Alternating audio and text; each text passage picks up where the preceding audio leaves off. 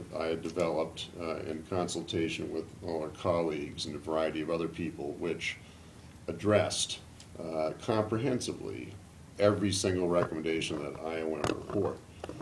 Before going into that meeting, I briefed all the constitutional officers or their staffs on what we were going to do, and most notably, I talked to Harold Shapiro, the chairman of the committee, a couple days before, and I said, look, here's what we're going to do.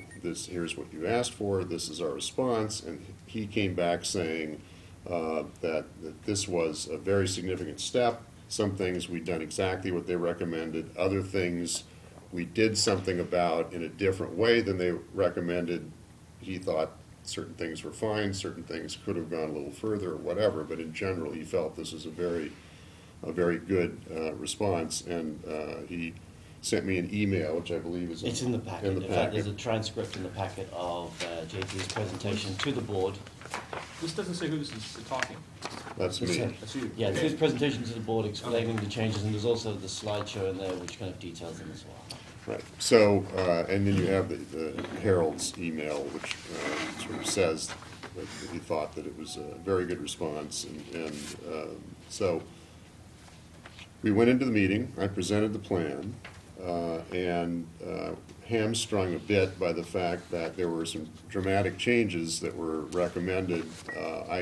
Because of public meeting laws, couldn't talk to the majority of my board in advance.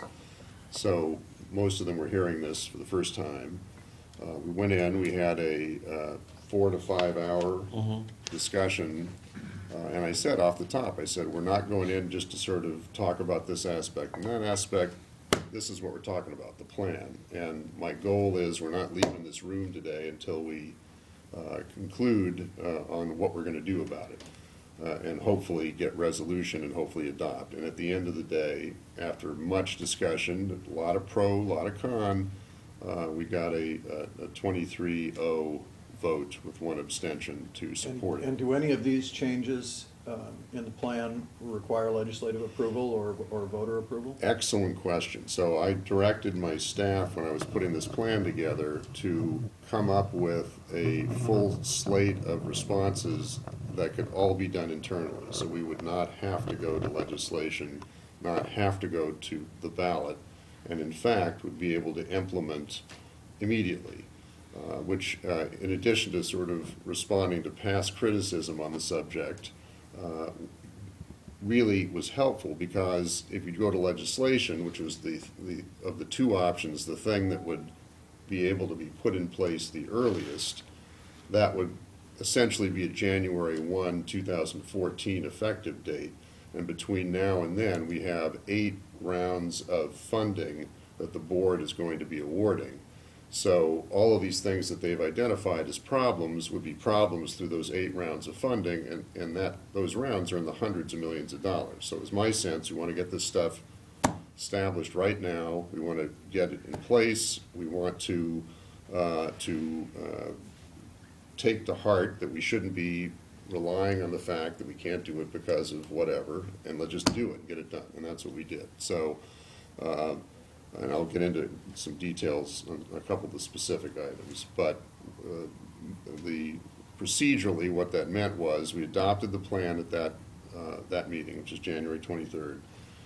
The steps that needed to be taken to implement were changes to internal policies, bylaws, or regulations.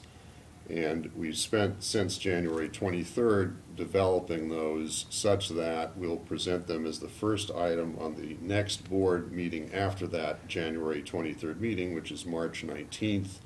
It'll be the first order of business, and when that vote is taken, and I view this as very largely ministerial, I'm sure there'll be some discussion, but all of the main discussion was at that January 23rd meeting, will be done. So. My sense was that as major responses by a government agency goes, this was sort of warp speed, and so that's kind of. I don't know if this was part of your